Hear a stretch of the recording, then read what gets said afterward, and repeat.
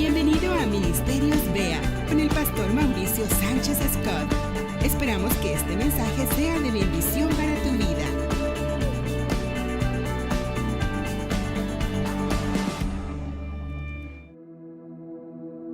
Vamos a la palabra de Dios de lleno. Efesios capítulo 3, verso 14, donde nos vamos a encontrar con el apóstol Pablo orando de una manera intensa, arrodillándose para orar. Y vamos a ver la espectacular enseñanza y revelación que tiene Dios para nosotros como iglesia en esta mañana. Efesios capítulo 3, verso 14 en adelante dice: por esta razón me arrodillo delante del Padre. Pablo le está escribiendo una carta a los Efesios y les deja saber cuál es la razón por la cual él se arrodilla. ¿Cuál fue la última vez que tú te arrodillaste para orar por algo? Quiero que lo consideres, recuérdalo. Puede ser que te hayas arrodillado hoy en la mañana. Puede ser que hayas pasado una velada de oración arrodillado por algo. Y normalmente cuando nos arrodillamos para orar es en una situación de crisis, en una situación extrema. Quizá no sea la manera usual o normal o natural para nosotros de orar. Quizás es de los que ahora ya cuando te vas a dormir estés acostadito bien calientito con tu gorra de dormir. Y cuando uno se arrodilla es porque la cosa está seria, ¿no es cierto? Bueno, Pablo dice: por esta razón me arrodillo delante del Padre, de quien recibe nombre toda familia en el cielo y en la tierra. ¿Cuál es la razón?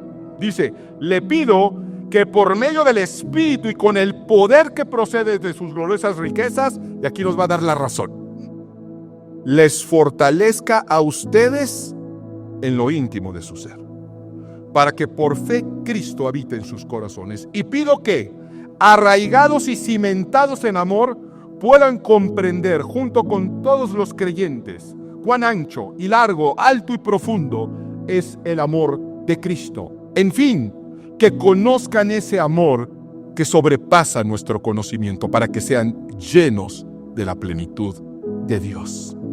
Resulta que Pablo está arrodillado orando por otros. Yo te pregunté hace unos instantes cuándo fue la última vez que te arrodillaste para orar. Ahora te reformulo la pregunta: ¿cuándo fue la última vez que te arrodillaste para orar por alguien más que no haya sido tú? ¿Cuándo fue la última vez que te arrodillaste para orar por las necesidades de otro, no por las propias? No por las de tu familia, por alguien más. Aquí tenemos a un apóstol de Jesucristo arrodillado, postrado, intercediendo en oración, para que la iglesia en Éfeso conociera el amor, la profundidad de Cristo. Un hombre que deseaba la plenitud del conocimiento de Jesús en el corazón de otro creyente. Híjole, a mí me da hasta vergüenza cuando me doy cuenta de que alejados estamos de este tipo de oraciones. Y podrás pensar que es una rareza, pero vamos a otra parte, vamos a otra oración de otro apóstol, el apóstol Juan, tercera de Juan capítulo 1. Tercera de Juan capítulo 1 es una carta que el apóstol Juan le escribe a un hombre llamado Gallo. Y fíjate cómo dice el verso 2, tercera de Juan capítulo 1, verso 2: querido hermano, oro para que te vaya bien en todos tus asuntos y goces de buena salud, así como prosperas espiritualmente. Conocemos esta parte, es muy conocida. Amado, yo deseo que tú seas prosperado en todas las cosas y que tengas salud, así como prospera tu alma. Esta de yo deseo no es un deseo de que yo anhelo, no, es un yo oro, yo estoy orando, estoy accionando, estoy haciendo algo, estoy intercediendo. ¿Para qué? Para que Dios te prospere. ¿En qué? En todas las cosas. Te prospere financieramente en todos tus asuntos, en todo lo que emprendas. Te prospere físicamente, que tengas salud, y que te prospere espiritualmente. Es una oración de intercesión por prosperidad. Euidos es la palabra griega, de eu, bueno, y huidos, que es viaje o avance. Eso es el concepto de prosperidad. Un buen avance, un buen avanzar, un buen viajar. Y eso es el deseo de estos apóstoles para sus hermanos en la fe. Que les vaya bien, que avancen bien, e interceden en oración, arrodillados. Debemos de entender que para que nos vaya bien, ¿Quién de aquí desea que le vaya bien? Amén. Para que nos vaya bien, primero debemos estar bien. Eso suena muy loco, pero es una realidad que debes de comprender. Para que a ti te vaya bien en el futuro, tú tienes que estar bien. Si tú no estás bien, no te va a ir bien. Pero ¿cómo que si estoy esperando que me venga bien? Si estoy esperando que me vaya bien es porque me está yendo mal ahorita. No, para que te vaya bien en todas las cosas debes estar bien. Tú, en lo que es verdaderamente importante. Porque ¿de qué te sirve la prosperidad? ¿De qué te sirve un buen trabajo? ¿De qué te sirve un aumento? ¿De qué te sirve que llegue la persona idónea a tu vida si tú estás con amargura en el alma?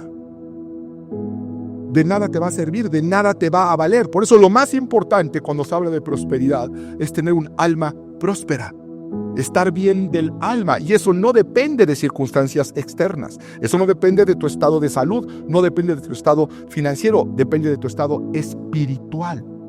Jesucristo dijo en Mateo capítulo 16, ¿de qué le sirve al hombre ganar el mundo si pierde su alma? ¿De qué le sirve? Y no solamente habla en el sentido de perder el alma el día del juicio final. No, hay gente que ya tiene el alma perdida. Sus pensamientos y sus sentimientos están divagando. Ya perdió el control de ellos.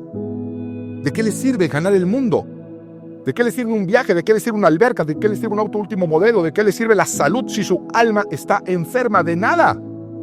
De nada. Y es ahí donde vemos personas que pasan por las mismas circunstancias y unas están derrumbadas y otras están de pie. ¿Por qué? Si están en la misma circunstancia, y a veces ni siquiera en la misma circunstancia. Vemos personas de pie en un duelo que enterraron a un ser querido, a un esposo, a una esposa, a un hijo, a un padre, y los ves de pie de una pieza, y luego ves a otros que les murió el gato y andan con antidepresivos. Digo, yo sé lo que es que a uno se le muera su mascotita, ¿eh? Pero por Dios, hay diferencias. Hay gente que ha vivido tragedias y están de pie. Y hay gente que porque no los aceptaron en la facultad, se andan aventando de un 6º piso. ¿Por qué? ¿Por qué sucede eso? Porque su alma no es próspera. Hay debilidad emocional. Hay debilidad en sus sentimientos. Si yo te digo quién es Mohandas Karamchand, seguramente no sabrás. Pero si te digo quién es Mahatma Gandhi, lo vas a ubicar. Bueno, Mahatma Gandhi, su verdadero nombre no era Mahatma, era Mohandas. Mahatma no es un nombre, es un título. Significa alma grande. Alma grande. Alma próspera. Bueno, ese título deberían de tener los hijos de Dios. Nosotros debemos ser Mahatmas, hombres y mujeres en Cristo, con el alma engrandecida. El gran filósofo Eurípides dijo, para mí quiero antes que un hombre rico, un pobre con el alma grande. Pero ¿qué sucede si nuestra alma se ha visto ya afectada? Si tenemos el corazón lastimado, los pensamientos llenos de dolor y de amargura. Bueno, ¿qué pasa si mi tristeza no se debe porque murió mi gatito o porque no me aceptaron en la facultad? No, son causas que ameritan perder el gozo en la vida de una persona. Una carencia, me rompieron el corazón, he perdido un ser querido, ha fracasado mi proyecto de vida. ¿Cómo se recupera la alegría en el alma? Bueno, se necesita una intervención sobrenatural. Hay una porción de la Escritura y una frase muy conocida que dice, el gozo del Señor es nuestra fortaleza. Repite conmigo, el gozo del Señor es nuestra fortaleza. En nuestros momentos de debilidad debemos de recordar el poder de esta declaración bíblica. El gozo del Señor es mi fortaleza. Porque hay ocasiones donde no tenemos fuerzas. No tenemos ya la fuerza física, no tenemos la fuerza emocional, no tenemos la fuerza financiera, simple y llanamente no nos alcanza. ¿Y cómo podemos si no tenemos con qué? El gozo del Señor es nuestra fortaleza. Pero debemos entender eso, que es mucho más que una frase bonita. Y para eso vamos a la escritura, vamos a Nehemías capítulo 8, que es donde se va a dar y debemos de entender qué es lo que está sucediendo. En lo que tú llegas a Nehemías 8 te platico rápidamente. Recordemos quién fue Nehemías. Nehemías fue un copero de un rey pagano, de un rey persa. Este hombre tenía una buena vida, tenía un buen trabajo, tenía la vida resuelta, pero le dolía en su corazón la situación en la que estaban pasando sus hermanos en Jerusalén. Él vivía en Persia, en un palacio, pero le dolía el corazón e intercedió ante Yahvé por ellos y le pidió al Señor que le permitiera los recursos, la capacidad, el permiso del rey para poder ir y reconstruir los muros de Jerusalén. Una oración, una petición casi imposible, pero Dios le concede esa petición sorprendente a Nehemías, y el rey persa le da dinero, le da recursos, le da ejército, le da todo lo necesario para que se ausente y reconstruya los muros de Jerusalén. Bueno, pues Nehemías va, reconstruye los muros de Jerusalén. Imagínate algo que estaba en ruinas, que estaba destruido, tan importante, tan simbólico, tan central para el judaísmo. Nehemías lo logra reedificar con el poder y el respaldo del Altísimo. Y entonces ya cuando está todo reconstruido, juntan a toda la población en un día memorable, en un día glorioso para el pueblo de Israel, y es en ese contexto donde va a suceder esto que vamos a leer. Nehemías capítulo 8, verso 1 en adelante, dice: entonces todo el pueblo, como un solo hombre, se reunió en la plaza que está frente a la puerta del agua, y pidió al maestro Esdras traer el libro de la ley que el Señor había dado a Israel por medio de Moisés. Aquí lo que hacen es, han reconstruido Jerusalén y van a poner nuevamente la palabra de Dios por delante. Se reúnen todos y mandan a traer la palabra de Dios para darle lectura. Y dice: Esdras, el sacerdote Esdras, llevó la ley ante la asamblea, que estaba compuesta de hombres y mujeres y de todos los que podían comprender la lectura. Entonces la leyó en presencia de ellos desde el alba hasta el mediodía. Fíjense, desde el alba hasta el mediodía. ¿Y a usted se le hace pesado un sermón de 25 minutos, media hora? ¿Qué más de que vamos a aplicar esta de Esdras, eh? Entonces la leyó desde el alba hasta el mediodía en la plaza que está frente a la puerta del agua. Todo el pueblo estaba muy atento a la lectura del libro de la ley. El maestro Esdras se puso de pie sobre una plataforma de madera construida para la ocasión. A su derecha estaban Matatías, Semá, Anaías, Urías, Hilquías y Maseías. A su izquierda Pedaías, Misael, Malquías, Jasún, Hasbadana, Zacarías y Mesulán. Esdras, a quien la gente podía ver porque él estaba en un lugar más alto, abrió el libro y todo el pueblo se puso de pie. Tratemos de imaginarnos este día memorable. Es una inauguración extraordinaria. Entonces Esdras bendijo al Señor, el gran Dios, y todo el pueblo, levantando las manos, respondió: amén y amén. Luego adoraron al Señor, postrándose rostro en tierra, los levitas Jesús, Adán y Serebías, Jabín, Acub, Sebetai, Odías, Maseías, Kelitá, Azarías, Josabad, Jonán y Pelaías le explicaban la ley al pueblo, que no se movía de su sitio. Ellos leían con claridad el libro de la ley de Dios y lo interpretaban de modo que se comprendiera su lectura. Están reunidos, hicieron un templete, traen la palabra de Dios, la leen, la explican, alaban. Es un momento glorioso y de repente va a suceder algo muy extraño. Dice el verso 9: al oír las palabras de la ley, la gente comenzó a llorar. Yo me imaginaba que era un día de algarabía.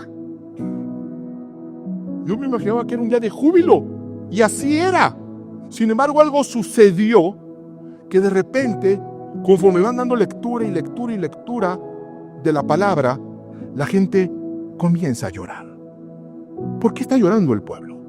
Está llorando porque ante las maravillas que Dios acababa de realizar y ante la lectura de la ley de la Torá, lloran porque se han dado cuenta cuán infieles han sido a las leyes de Dios. Es en la ley donde dice: si tú haces esto, yo te voy a bendecir. Pero también dice: pero si haces esto otro, va a caer maldición sobre tu vida. Y eso es justo todo lo que ellos habían hecho, todo lo malo. Por eso Jerusalén había quedado en ruinas. Por eso Yahvé los había entregado en manos de sus enemigos. Por eso estaban empobrecidos, por eso estaban en quebranto. Y cuando ellos se dan cuenta de la razón de su infidelidad, de su incredulidad, de haberle dado a la espalda a Dios una y otra y otra y otra vez, desde los tiempos de Moisés hasta los tiempos de Nehemías, empiezan a llorar. Empiezan a llorar. ¿Por qué? Porque ellos requerían más que nunca bendición. Requerían más que nunca provisión. Requerían más que nunca la protección del Altísimo, ya que estaban rodeados de enemigos. Y ahora que se estaban levantando nuevamente, sus enemigos estaban listos para asaltarlos. ¿Pero qué sucedió? Vamos a seguir leyendo. Por eso el gobernador Nehemías, el sacerdote y maestro Esdras y los levitas que enseñaban al pueblo les dijeron: no lloren y se pongan tristes, porque este día ha sido consagrado al Señor su Dios. Dice: hey, pero no se pongan tristes, no lloren. Sí, hemos sido infieles, sí, le hemos dado la espalda a Dios, pero hoy es un día que lo estamos consagrando. Vamos a cambiar, no estén tristes, porque vamos a cambiar. Y si nosotros cambiamos, Dios nos va a bendecir. Si nosotros cambiamos nuestra manera de vivir, si nosotros ya no cometemos esos errores, va a venir la bendición de Dios. Así que no lloren. Verso 10.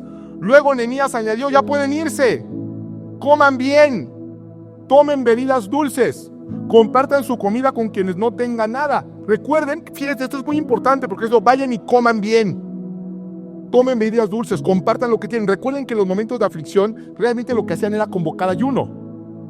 Realmente lo que hacían era ayunar. Pero aquí Nehemías les dice: no, en esta ocasión no va por ahí. Váyanse, coman bien, tomen bebidas dulces, compartan su comida con quienes no tengan nada, porque este día ha sido consagrado a nuestro Señor. Este es el día en el que cambiamos de dirección. Este es un día de una nueva historia para la nación de Israel. No estén tristes, pues el gozo del Señor es nuestra fortaleza. Fíjate que lo dice Esdras: el gozo del Señor es nuestra fortaleza. Y mucha gente interpreta esto como que nosotros debemos de andar contentos. No es lo que dice el texto. No dice tu gozo es tu fortaleza. No es que para estar fuerte hay que estar gozoso. Pero estoy mal, no importa, mira, yo estoy bien. No es lo que está diciendo.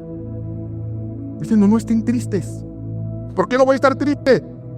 Porque el gozo del Señor es nuestra fortaleza. Estamos débiles, estamos empobrecidos, estamos en quebranto. Eso es una realidad. Eso todo el mundo lo puede ver. Pero cuando el Señor se goza, viene una fortaleza para nosotros. Si nosotros logramos hacer que el Señor se goce, va a venir nuestra fortaleza. Deuteronomio capítulo 6, verso 18. Haz lo que es recto y bueno a los ojos del Señor. ¿Para qué? Para que te vaya bien, dice, y tomes posesión de la buena tierra que el Señor les juró a tus antepasados. ¿Qué le causa gozo a Dios? Si estamos descubriendo que el gozo del Señor es nuestra fortaleza, la siguiente pregunta sabia, la siguiente pregunta inteligente es: ¿qué le causa gozo al Señor? Porque el gozo del Señor será mi fortaleza. Y el Señor se goza cuando hacemos el bien. El Señor se goza cuando actuamos correctamente. Claro, el Señor le agrada cuando nos volvemos a Él, cuando nos volvemos a sus caminos. Pero más se agrada y más se goza cuando actuamos como hijos e hijas de Dios. Por eso Nehemías les va a decir: y Esdras, vayan y compartan lo que tienen. Compartan, es que tengo poco, compártelo.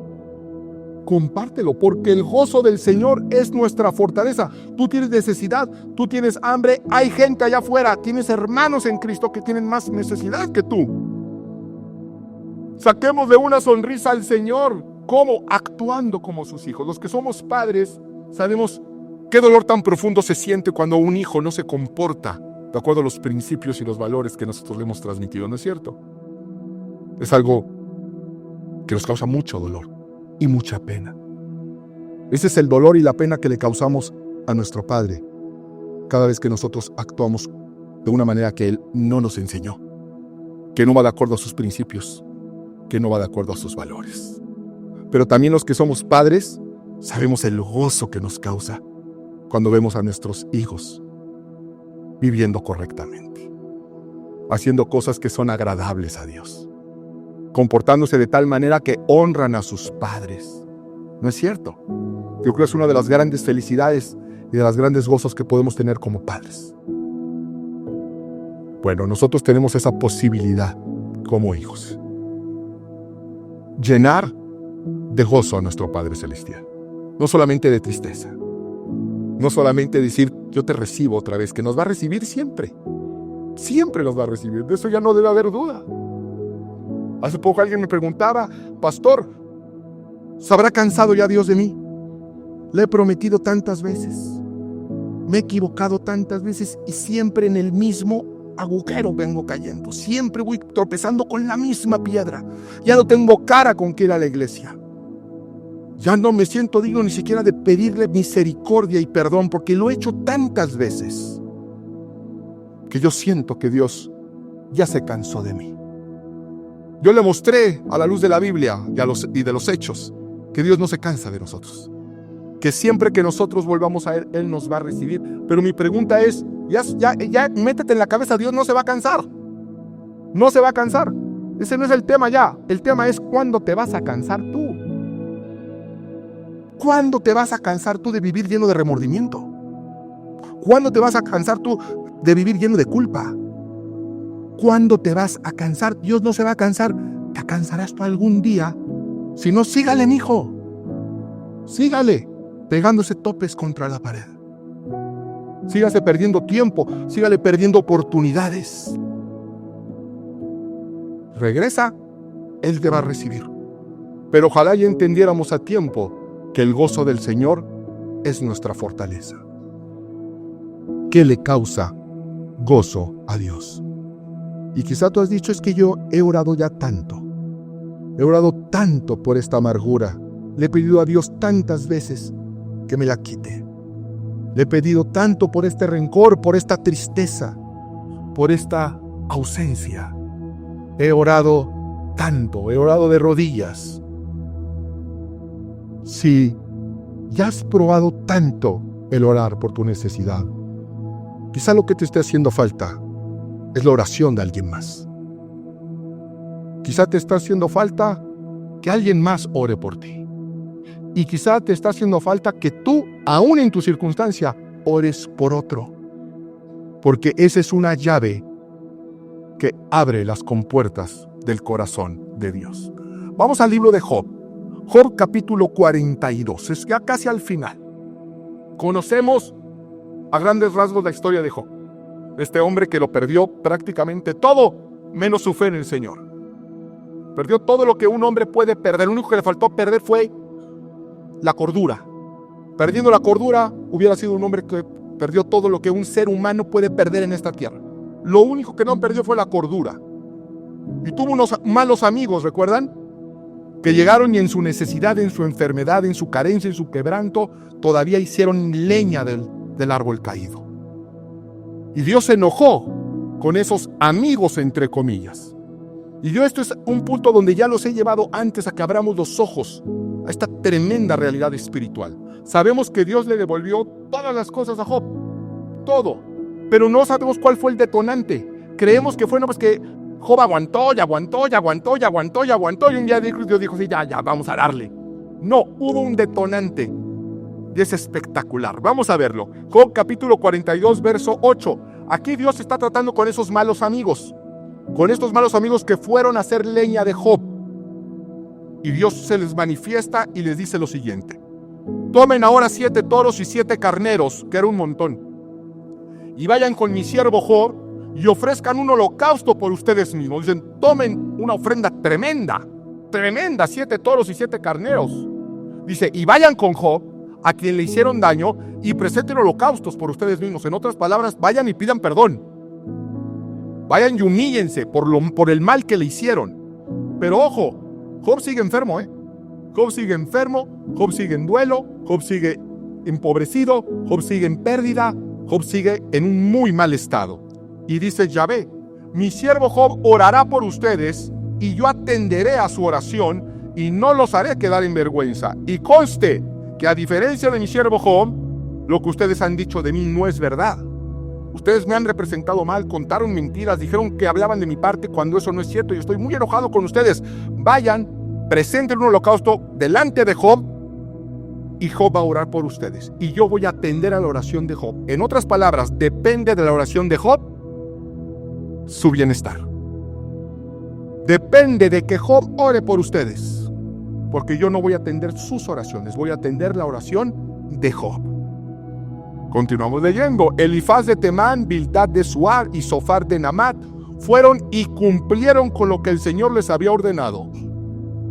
Y el Señor atendió a la oración de Job. Ellos necesitaban la oración de Job, dependían de ella. Se habían portado mal, obedecen a Dios, hacen lo que Dios les dice. Job estaba disminuido, sin nada, y necesitaba orar por instrucción de Dios por estos malhechores. Y fíjense lo que dice el verso 10, porque ahí es donde se destapó la bendición. Después de haber orado Job por sus amigos, que yo no sé cómo no le ponen ahí comillas amigos, pero bueno, después de haber orado Job por sus amigos, el Señor lo hizo prosperar de nuevo y le dio 2 veces más de lo que antes tenía. ¿En qué momento fue que Dios le dio 2 veces más de lo que tenía? Dice, inmediatamente después de que oró por sus amigos.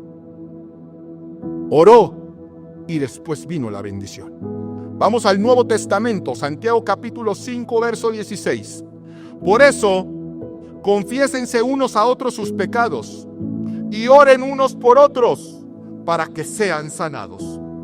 La oración del justo es poderosa y eficaz. Por eso, confiésense unos a otros sus pecados y oren unos por otros para que sean sanados. La oración eficaz del justo puede mucho, dice la Escritura.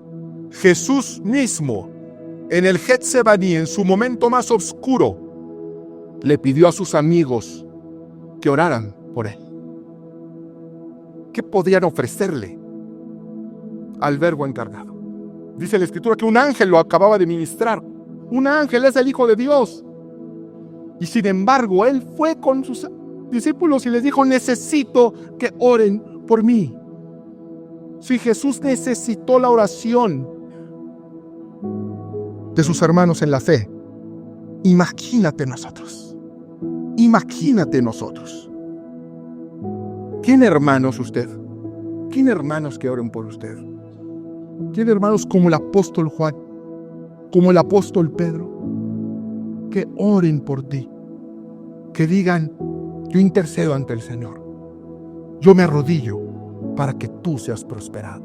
Yo me arrodillo para que tú seas sanado. Por eso cuando a Jesucristo le dijeron, enséñanos a orar. Enséñanos a orar. Sus apóstoles dijeron, enséñanos a orar. Pero ¿cómo enséñanos a orar? ¿Qué no sabían orar? Claro que sabían orar, les enseñaron a orar desde que eran niños. Los judíos aprenden a orar hablando. Pero veían que cuando Jesús oraba, sucedían cosas distintas. Dijeron, queremos orar como tú oras. ¿Y qué les enseñó Jesús? El Padre Nuestro. Todos conocemos el Padre Nuestro, ¿no es cierto? Todos lo conocemos de memoria. ¿Y te has dado cuenta que es el Padre Nuestro? ¿Te has dado cuenta que es una oración para hacerse en comunidad? Cuando le dijeron, quiero orar como tú, quiero que suceda lo que sucede cuando tú oras, maestro.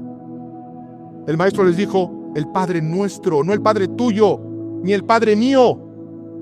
El Padre Nuestro. Oren unos por otros. Y esa es la oración de poder, esa es la oración modelo. El Padre de todos nosotros, no es Padre mío, no es Padre el tuyo, es Padre de todos nosotros. Filipenses 4, versos 6 y 7. No se inquieten por nada. No se inquieten por nada, pero pastor, a mí me inquieta mi situación, me inquieta mi matrimonio, me inquieta mi enfermedad.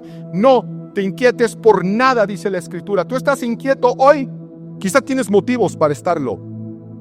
Entonces, abre los oídos y escucha esta palabra.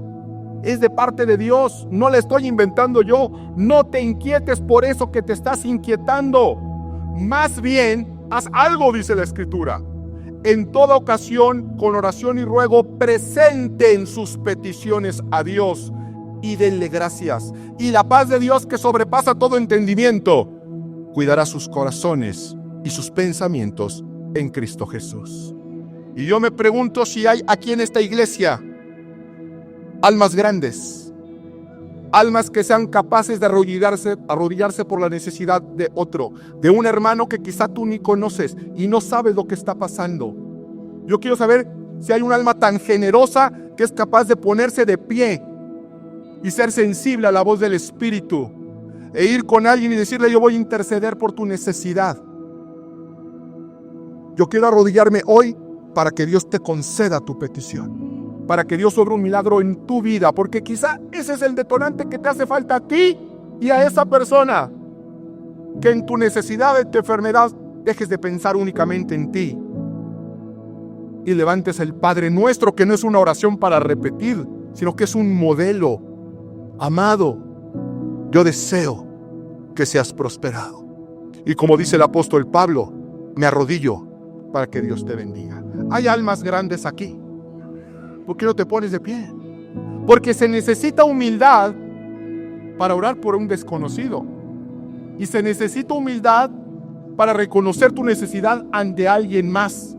Pero si somos una familia espiritual, si realmente somos una familia espiritual, yo estoy convencido, porque de otra manera Dios no hubiera puesto este mensaje para su iglesia hoy, de que hay alguien a punto de recibir un milagro, si hay otro como Job. Si hay alguien como Job que dice: yo oro por ti. Si hay otro como Pablo que dice: yo oro por ti. Si hay otro como Juan que dice: yo oro por ti. Si los hay, pues no los veo. Los veo muy fijos en su lugar. Salga de su lugar. Vaya con alguien. Ore por él. Oremos unos por otros, dice la Escritura. Orad unos por otros para que sean sanados. Lo estamos escuchando. Lo estamos escuchando de parte de Dios y aún así nos resistimos. Nos resistimos como los amigos de Job. No sea usted un mal amigo. No sea usted un mal hermano. Salga de su lugar. La sanidad de alguien más puede depender de su oración. Dios sabía que hoy usted iba a recibir esa palabra. Y lo que usted haga con esta palabra va a evidenciar cómo recibe usted esta promesa de parte de Dios. Orad unos por otros para que seáis sanados. La oración eficaz del justo podrá mucho. Oremos, hermanos, como lo que somos, una familia espiritual. Póngase de rodillas y ore por su hermano de al lado. Usted no sabe lo que está pasando y va a desatar milagros en el poder del Espíritu. Sucedió con Job, sucedió con Pablo, sucedió con Pedro, sucedió con Jesús. No tiene por qué no suceder con nosotros, salvo que usted no haga lo que Dios nos está encomendando. Los amigos de Job fueron e hicieron como Dios le dijo. Job hizo como Dios le dijo y hubo sanidad. Dios les devolvió el doble de lo que habían tenido. Yo estoy expectante de saber, todos los hermanos y hermanas, que la próxima semana vendrán con un testimonio de que Dios les devolvió todo lo que habían perdido. Ministerios Vea con el pastor Mauricio Sánchez Escort. Esperamos que este mensaje sea de bendición para tu vida. Para conocer más, visita nuestro sitio en internet www.iglesiavea.com. Gracias por escucharnos.